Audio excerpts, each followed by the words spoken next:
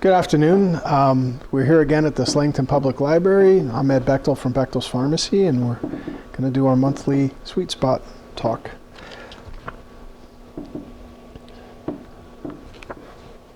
So today we're going to focus on the basics. Say you've recently been diagnosed with diabetes. You probably spent a lot of time Googling for information. Just be careful that you don't become a cyberchondriac. Yes, that really is a thing. Here at the Sweet Spot, we try to focus on preventative measures that can reduce your chances of developing diabetes-related complications. We teach patients how to manage diabetes by consistently checking blood sugar levels, making lifestyle changes, understanding their medications, and recognizing dangerous situations. As you live every single day with the diagnosis of diabetes, we want your quality of life to be the absolute best it can be. Before we begin, I'd like to welcome the friends and family members that have joined us today. Your role is very important too, because your loved one will need your support and encouragement now and moving forward. So let's take a moment to review our Sweet Spot basic truths. Most of us know there are two main types of diabetes. With some exceptions, most diabetics fall into the categories of type 1 or type 2. If you're not sure which category you fall into, simply ask your doctor. Many times we can also tell based on the medications that you take. Remember, neither type of diabetes is worse than the other. You may get diabetes in a different way, but both types of diabetes can cause harm to the body in a similar manner. There are three basic ways that we can help control the amount of blood sugar in your body, commonly called the three-legged stool approach. The three legs of the stool represent healthy eating, exercise, and medication. You'll notice that two of those three legs, diet and exercise, are controlled by you. And even the third one, medications, is partially under your control. Your doctor can prescribe the medication, but it's up to you to take them properly.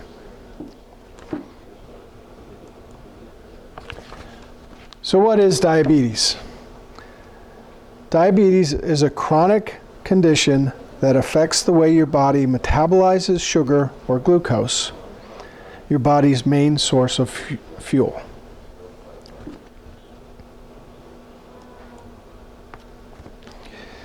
Because most people with diabetes are diagnosed with type 2 diabetes, we're going to focus today's discussion on type 2 diabetes.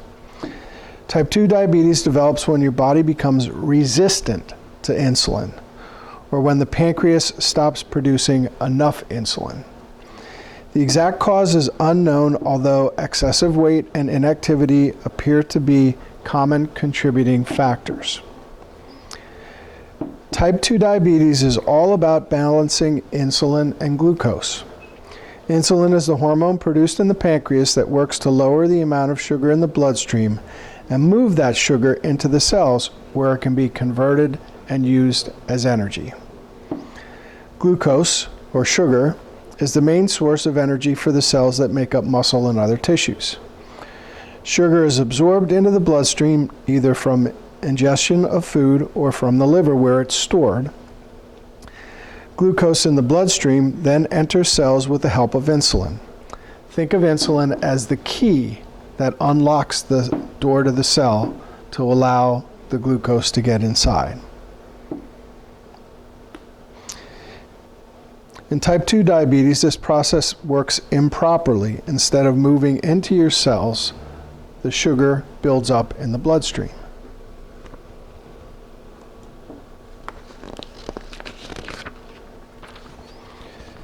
To think of type 2 diabetes, it has a strong link to family history and genetics, but your risk of developing type 2 diabetes can also increase due to environmental factors.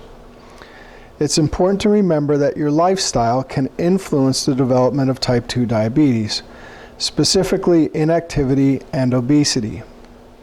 Obesity can run in families, which is not surprising considering that families often have similar eating and exercise habits. That's why it's so important that you're here to learn about your diagnosis. You can support and encourage a new, healthier lifestyle for your entire family. Although the first group of factors are things that you can't change, it's important to be aware of your family history so that you can start planning and taking steps to manage your health. As much as you might wish to ignore the cards you've been dealt, when it comes down to it, you must recognize and understand your family history and then decide to overcome it. Factors that you can change or improve include inactivity, obesity, unhealthy eating habits, high cholesterol, and smoking. Let's look at some simple steps that you can take today to improve in these areas. Every once in a while you hear somebody say that they, through diet and exercise, they cured their diabetes. Well, with type 2 diabetes, you have that genetic factor, and then there's the lifestyle factor. And yes, if you affect the lifestyle things, you could move from having a hemoglobin A1C or blood sugars that qualify you to be diagnosed with diabetes. You can move those numbers back into the pre-diabetes level, or even back to a normal level. You cannot change the underlying predisposition. So, I've had people that said that, well, I cured my diabetes, and then they go back to the old habits and they gain the weight back, and then they're right back to where they were before. So yes, you could technically not be diabetic, but that doesn't change the underlying genetics that made you, diabetic. So yeah, when somebody tells you that they cured their diabetes, tell them that's terrific. Keep it up, because what they were doing that got them there, they need to keep doing to stay there. And over time, diabetes tends to be a progressive disease, and over time, what they're doing as far as diet, exercise may not be enough, and they may become, may move, that needle may move again, and they may move back into being diabetic. And oftentimes, one drug will work for a while, and then it's not working anymore because the disease progresses, and then you have to add other things and other things and other things. So let's talk about the things that we can control. A healthy diet and consistent exercise are both key components in the treatment and prevention of diabetes. You'd be amazed how many patients got their diabetes under control by trying to lead a healthier life. Does that seem simple? It kind of is. First, let's look at diet. When you eat, how much you eat will affect your blood sugar levels, as well as the major organs of your body, such as your heart and blood vessels. Consuming lean proteins, lots of vegetables, minimal starches and carbohydrates, fruits and whole grains is the key to a healthy diet for patients living with diabetes. Remember that eating healthy is good for everyone in your family. So people will ask me, what's a good diet, for diabetes? And I'll say, a healthy diet for somebody who's diabetic is a healthy diet for anyone. So you don't need to cook separately for the one person in the household that has diabetes and then feed everybody else differently. Cook the same. Portion control is a big key. Limiting fats, especially bad fats.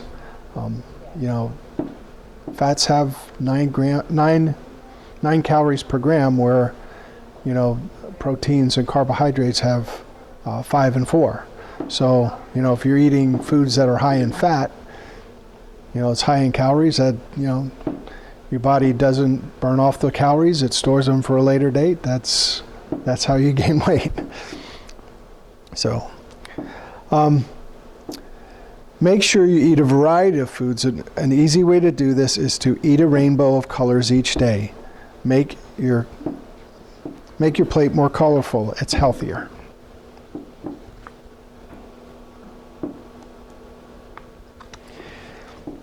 Many people living with diabetes feel they can't eat in restaurants because of poor choices available.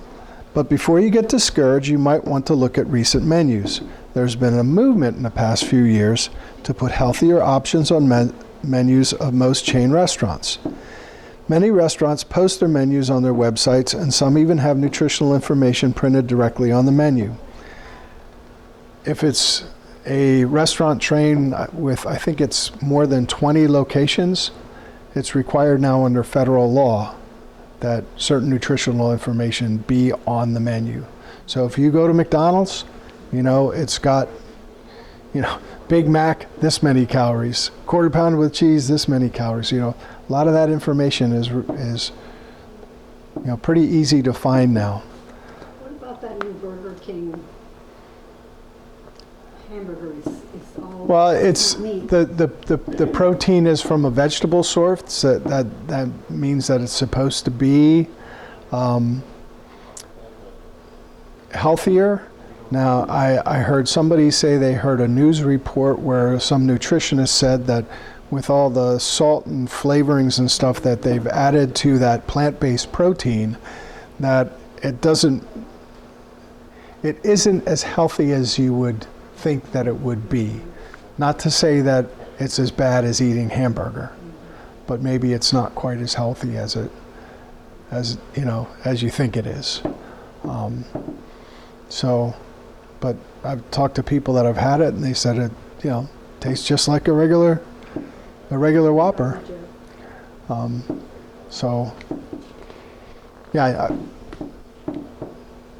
don't know. I think like anything else, probably needs to be around a while, and for people to really study it before we can say definitively that it's this much better. When the first e-cigarettes came out, they touted them as being healthier for you than regular tobacco, and now we find there's a whole another slew of problems with. Quicker than cigarettes. What's that? Killing you quicker than cigarettes. Well, maybe. So, like anything else, we'll know in time.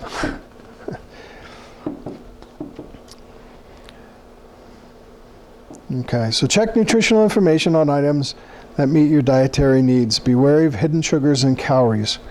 A lot of times things that are labeled as being low fat have extra sugar, and things that are labeled as sugar-free are loaded with fat. So, there's got to be something in there to make it taste good. So just because it says it's sugar-free doesn't necessarily mean that it's good for you. It may be loaded with fat. Portion control is very important. You don't want to overeat or eat too much of one type of food. There are many tips on how to prevent overeating, such as taking smaller bites, eating slowly, following the plate method, waiting at least 10 minutes after you eat before going back for seconds. On the flip side, skipping meals is worse for your blood sugar, so make sure to eat 3 well-balanced meals every day. When you skip a meal, you're usually setting yourself up for overeating the next meal. So not only skipping the meals may cause you to have hypoglycemia, your blood sugar go too low, it may be setting you up to overeat at the next meal. So most of us know a couple years ago the federal government did away with the food pyramid and replaced it with the My Plate system. In My Plate, half of your plate should be filled with green leafy vegetables, and then a quarter of your plate for your protein and a quarter of your plate for your starch. The plate method is a great simple tool for patients living with diabetes, but it's also good for everyone in your family to ensure healthy eating habits. Take a standard dinner plate no larger than 9 inches across and draw an imaginary line down the middle. Now on one half, draw a horizontal line dividing that half into 2 smaller sections. Now you have 3 sections on your plate. Fill the largest section with non-starchy vegetables such as spinach, carrots, greens, broccoli, cauliflower, tomatoes, cucumbers, beets, or okra. In one of the smaller sections, place your grains or starchy foods such as bread, rice, beans, potatoes, squash, corn, or oatmeal. In the final section, place a protein such as chicken, turkey, seafood, or lean cuts of grass-fed beef, eggs, or pork. You may also add a serving of fruit or dairy as your meal plan allows. Remember that everyone has slightly different dietary needs, and all plans should be discussed with your healthcare team.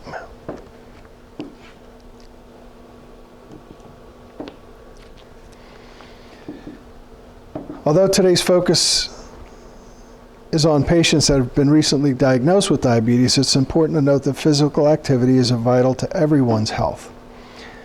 Activity moves sugar from your blood into your cells, so the more active you are, the lower your blood sugar levels will be. And that movement of, with activity, the movement of sugar into the cells is not tied to insulin. So they don't quite understand exactly how it works, but it doesn't require insulin, when to get sugar inside the muscles when you're very active.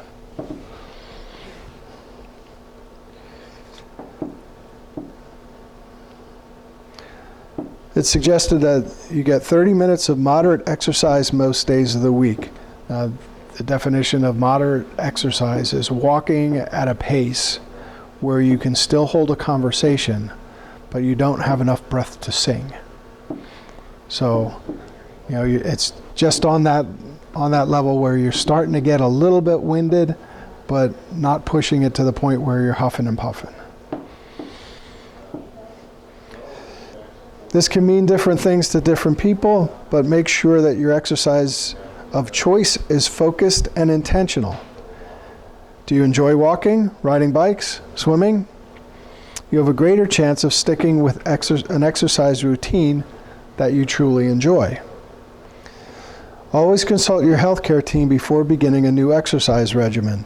If you haven't been active in a while, start slowly and build up gradually. So I do, a diabetes prevention program, which is, all about diet and exercise. And when we get to the parts on the exercise, we look at where people are starting. And if they haven't been active at all, it's like start with 10 minutes a day, and try to get up to that 30 minutes 5 times a week to give you 150 minutes a week. And that may take months for some people to be able to build up to that. But that's the goal, to get that 150 minutes a week. And getting it all in one day, don't do anything all week long and then, going for a walk for 2.5 hours on a Saturday, that's stress. If you spread it out and do it routinely, it's exercise. But if you try to do it all at once, that's stress. That's not good.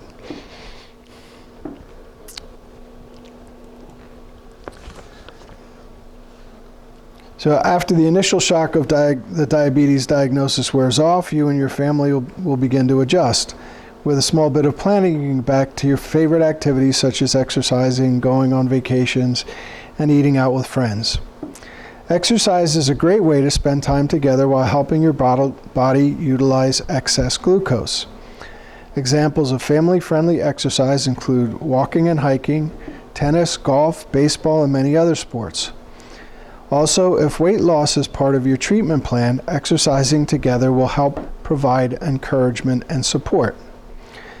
Here at the Sweet Spot, we also encourage breaking the cycle of unhealthy habits that have seeped into many American families. It's vital that we teach our children and grandchildren the importance of a healthy lifestyle. Your wisdom and efforts just might prevent them from ever developing type 2 diabetes.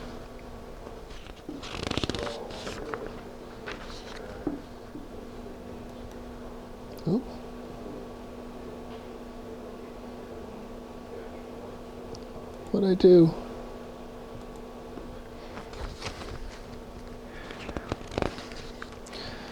So let's look at diabetes and stress. We know that diabetes management is an ongoing process, and it's a challenge that may be complicated by stress.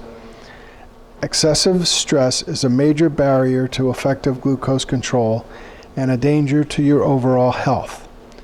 Stress increases glucose levels, impairs decision making, and can encourage negative eating habits. Some people, eat their emotions. So,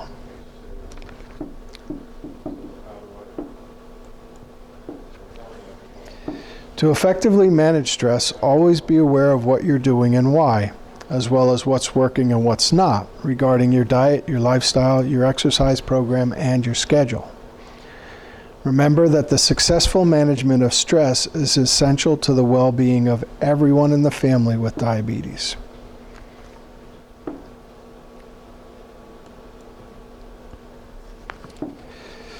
So when someone in your family's been diagnosed with diabetes, it's a good time to start simple conversations, especially with your children, about healthy eating and exercise.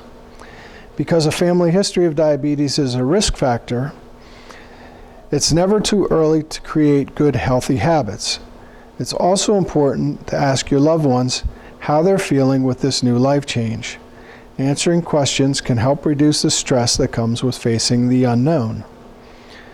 Staying active as a family will not only hold everyone accountable to exercise, but it's also more fun. Planning and preparing your meals together ensures that everyone, especially children, have a say in what goes on the table. Everyone can contribute his or her favorite food, a new recipe, or a new way to prepare an old recipe.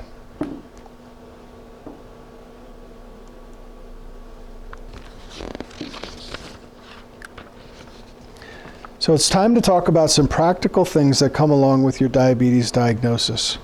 First, it's checking your blood sugar levels. Most people with type 2 diabetes will check their blood sugar levels at least once a day. If a sample is taken first thing in the morning before any food, it's considered a fasting blood glucose level. The goal for fasting blood glucose is 80 to 130. If the blood sample is taken 1 or 2 hours after a meal, the goal should be less than 180. Your doctor will tell you how often to test. If you're on Medicare and you're diagnosed, with type 2 diabetes, the general rule with Medicare is they'll pay for 100 strips every 90 days. So that essentially is, once a day testing. Now, if your doctor wants you to test after meals sometime, well, maybe, one day you test in the morning before you eat anything, and the next day you test 2 hours after lunch, or, so you can alter the time of the day so you can get a picture of, how your body's responding, to when you eat, without, going over that limit that the government has set. Now, the American Diabetes Association recently, a few months ago, came out with a statement that people with type 2 diabetes, if their blood sugars are relatively consistent, from day to day, it's not necessary for them to test every day, which is, kind of a step away from what they've been preaching for the last 30 years. So, it's important to test, especially if your sugars fluctuate a lot, but, if they're consistent, it may not be necessary to test every day. Does it make a difference which finger you use? No, and It does. The one time, I always take it in this finger. And the one morning it was 129. I'm thinking, oh, that's not right. So I took it in this finger and it was 112. It shouldn't make a difference where the blood comes from. The blood, as long. It's not the first time that happened. Yeah, and there are some meters that were designed for testing, at alternate sites. The thing is that, if you're trying to get blood from your forearm, to get to the blood, you have to go deeper. Your fingers, if you notice your fingers are nice and pink, that's because the blood's right there close to the surface. So you don't have to go as deep underneath to get to the blood. Now you should, switch fingers, and because if you're doing the same finger every day, it's going to get sore. Or if you're a type 1 diabetic, where you might be testing your blood sugar 4, 6, 8, 10 times a day, if you're using one, From one finger to the other. it shouldn't. Yeah, it shouldn't be. Now, what sometimes throws it off a little bit is maybe you're not getting enough blood right away, so you do this and milk it. Well, when you do that, sometimes you push fluids other than blood, body fluids other than blood, into that droplet, so that might, bring your, the reading might be down a little bit. But whether it's 112 or 120, I mean, that still would be considered controlled, by the American Diabetes Association. 129. Yeah. 110, 112, something like that. Yeah, but even 129 would be considered controlled if you go by the guidelines that the American Academy of Endocrinologists recommends. ADA recommends 125, but I wouldn't. 129 once in a great while. I wouldn't let that upset me. When So. I know I haven't eaten anything like the night before or whatever, your sugar, and I thought, well, okay, there's something wrong here, and that's why I took it the other finger, and Yeah, it was lower. it shouldn't make a difference which finger you take it from. I mean, if it did, and this finger was the low one, I know a lot of people that would test this finger every day. They'd never test this finger or never test that finger if this finger was always lower. Yeah. But it could, I mean, from strip to strip, from blood sample to blood sample, things aren't perfect. So,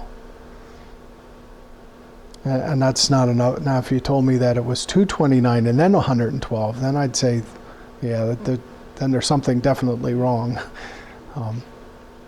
But yeah, from 129 to 112, that to me isn't significantly different, and it shouldn't make a difference. With if you would have taken it from the same finger, you would have still got, you might have got that 112.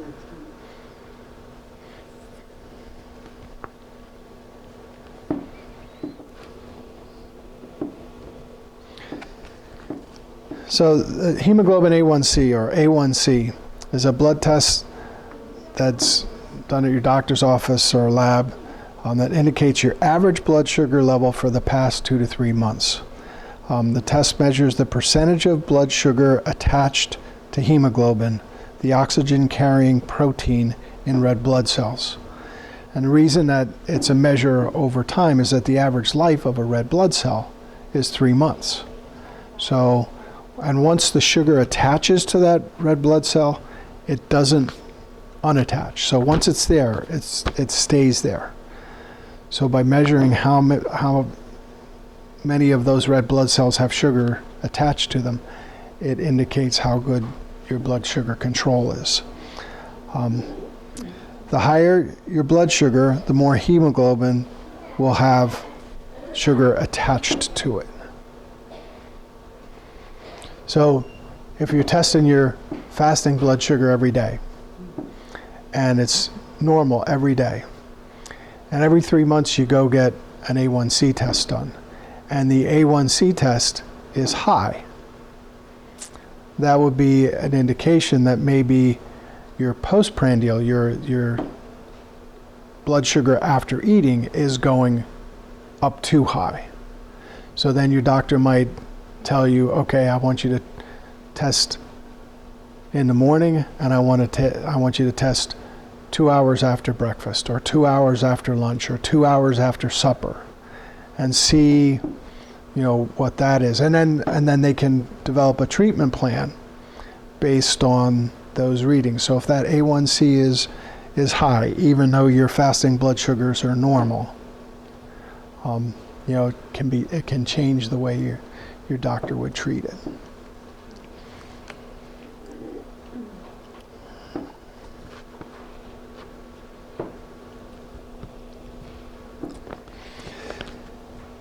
So maybe you've been prescribed medication to help keep your blood glucose levels in the target range.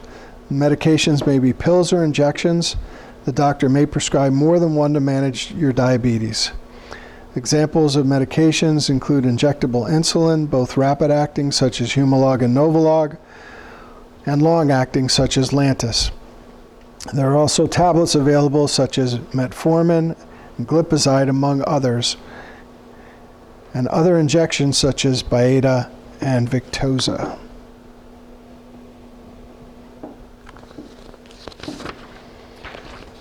Now, everyone will have a different combination of medications and dosages, and it's important for you and your family to know what medications are involved in your treatment.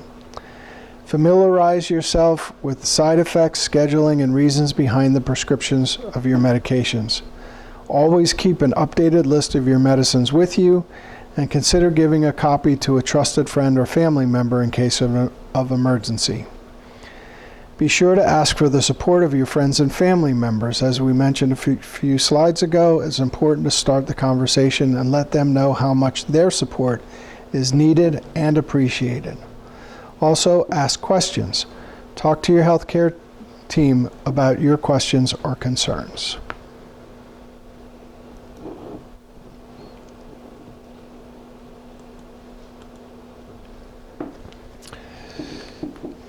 So one of the most important support roles your friends and family can play is to recognize and possibly prevent hypoglycemia, or low blood sugar. Hypoglycemia is a risk associated with the use of diabetes medications, especially insulin. You and your family members need to be prepared for both mild and serious low blood sugar. Low blood sugar can happen very rapidly.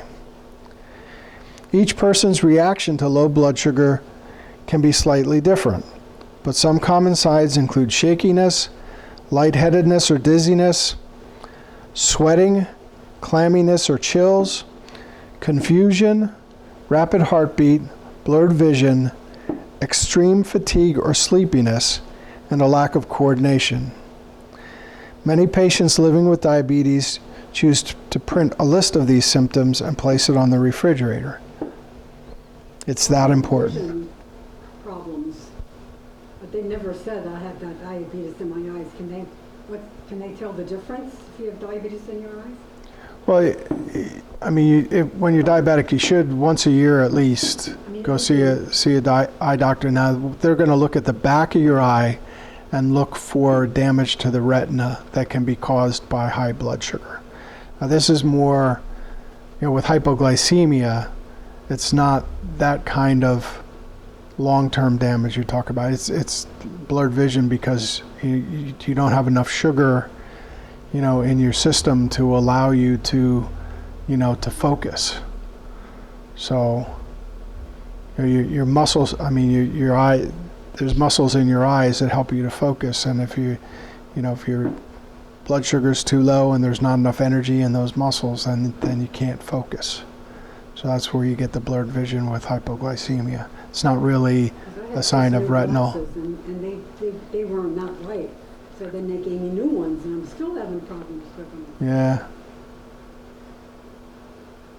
Yeah, that may or may not be related to the diabetes. But they never told me that I had diabetes in my eyes, so I was wondering. Yeah, my wife has type 1 diabetes, and when she was diagnosed, one of the symptoms that she had that led her to to check her blood sugar and go to the doctor was that she had blurred vision. And she went to the eye doctor, shortly after her diagnosis, and he said, well, yeah, that excess blood sugar that you had, that changed, the in the fluid inside the eye, the sugar can build up there too. And he said it takes a while for that to return to normal. And her vision did come back to normal over time. But we got a new eye doctor last year, and the first time that this new eye doctor looked at the back of my wife's eyes, she looked at the paperwork and she looked at my wife and she said, "Are you sure you're diabetic?" There's no evidence of diabetes. You know, are you sure you're diabetic? And my wife said, well, yeah, I take shots every day. I'm sure that, you know, so, but that's what they're looking for, is it, you know, the damage to the retina. Diabetes in the eye, but Yeah, I still get blurry all the time.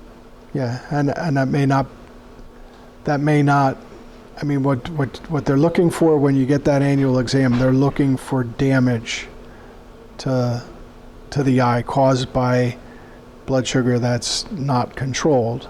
But that's different than, you know, blurred vision, you know, the short-term effect of having, you know, too much or too little sugar in the bloodstream.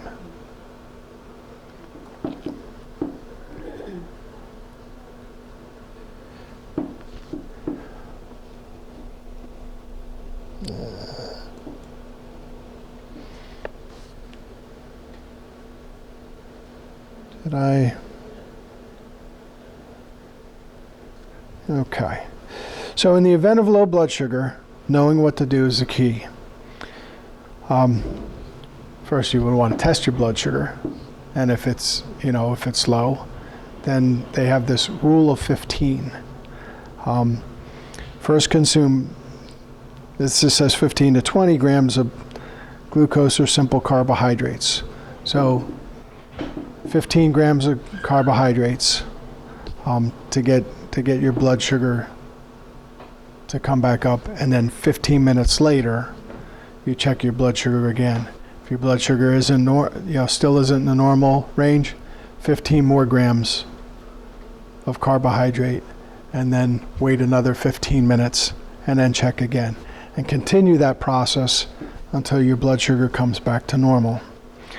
So to get 15 grams of carbohydrate, you could use glucose tablets or gel, or 4 ounces of juice or soda.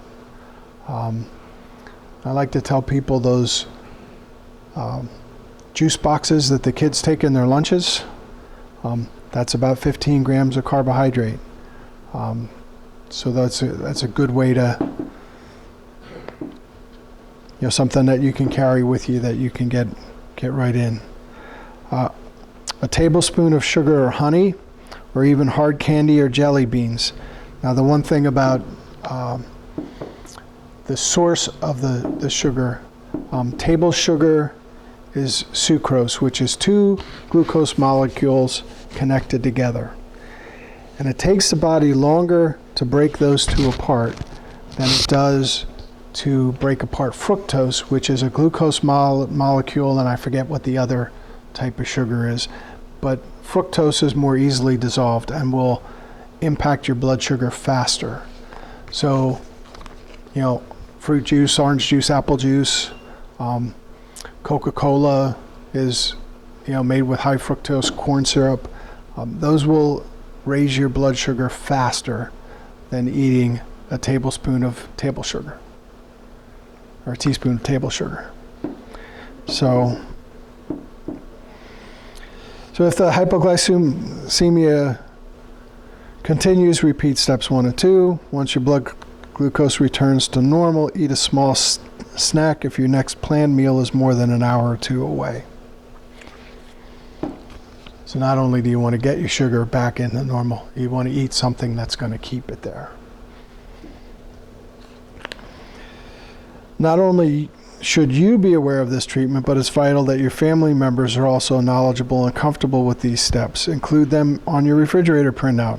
Always have a sample diabetes emergency kit stocked and available. A simple.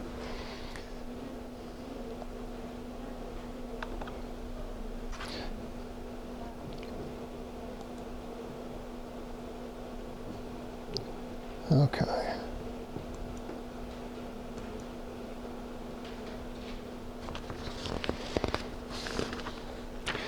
So if left untreated, hypoglycemia can cause serious complications, including seizures. Make sure that you always carry glucose tablets, gel, or liquid. In extreme situations, such as when an individual is unconscious, a glucagon pen may be used. It's an injectable form of a hormone that causes glucose to be released from the liver where it's stored. If glucagon is needed, it should be injected into a large muscle such as the arm or the thigh. When the individual regains consciousness, usually in 5 to 15 minutes, they may experience nausea and vomiting. Make sure always to tell your doctor when you've used a glucagon pen. And if it's the first time you've ever done it, it's probably a good idea to either go to the emergency room or to call 911. Now, I do have a family that has a child with type 1 diabetes that using glucagon for her has become so commonplace they don't even call the doctor anymore. She's had so many instances of hypoglycemia that they've had to use glucagon. It's almost routine for them.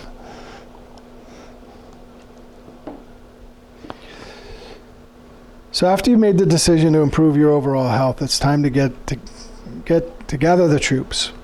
Talk with loved ones that you can count on to provide emotional and physical support. Whether it means attending doctor's appointments, going grocery shopping, starting an exercise program, providing a listening ear, or asking questions about medications, support is key to your successful diabetes management. Today, we've barely scratched the surface, but we don't want to completely overwhelm our new patients. We do these classes every month, and we'll dive into details of effectively managing your diabetes. Please be sure to join us each month as we explore together.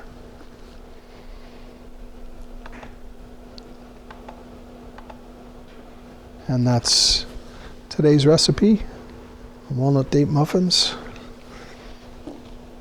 which I have samples of. You made them? Actually, my wife made these. But he usually cooks. Yeah. Huh. Any questions that we haven't already? Well, thank you for coming. Thank you. We'll see you again next month.